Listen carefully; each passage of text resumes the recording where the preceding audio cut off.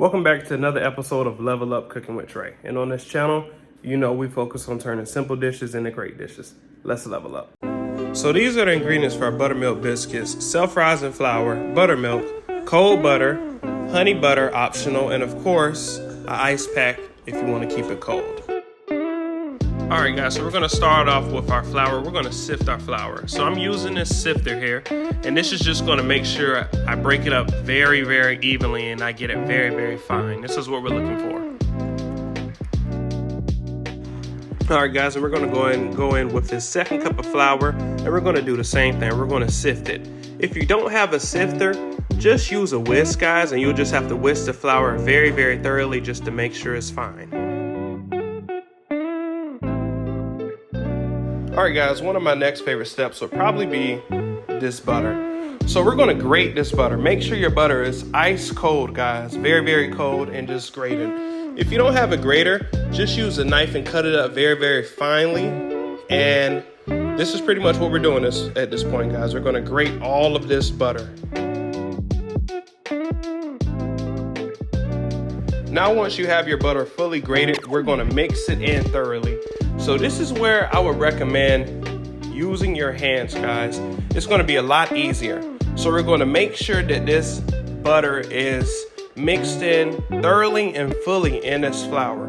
You'll notice that I'm gonna continue to mix and mix and mix until I get it evenly distributed in this flour. And you'll notice I threw a few punches in there just to continue to break that flour up. All right guys, and you're gonna do this for roughly 7 minutes. 7 minutes of incorporating this mixture.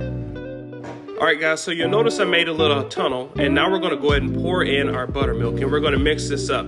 So you can use a mixture, a spoon. I'm gonna eventually get in here with my hands, but I'm using a spoon at first just to try to form that little dough ball, what I'm looking for. And you'll notice it's forming up like a little dough ball. And something I didn't do at this point, guys, feel free to do it.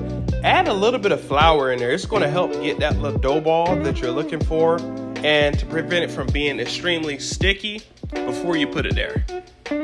But if you notice, that's what I'm doing now. I could have did it a little bit earlier. And now you see it's not as sticky, guys. It's not as sticky.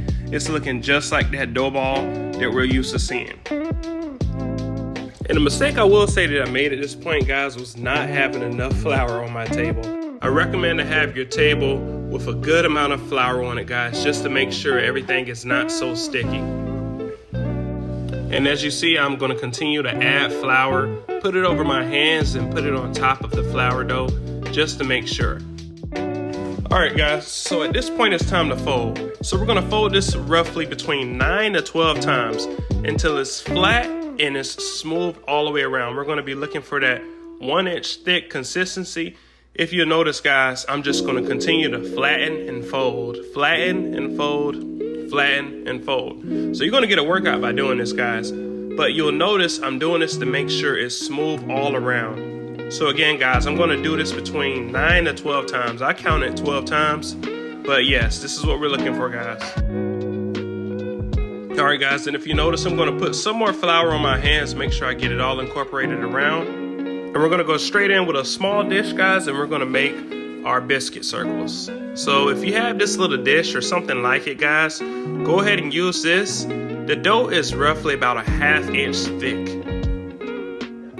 So I'm gonna go ahead and make our biscuit dough circles. Guys, this is probably my funnest part right here. I enjoy this part a lot. And then I'm gonna take the remaining dough, form it into a ball, and I'm gonna flatten it out about a 1/2 inch thick, and we're gonna go back in here and use this, guys.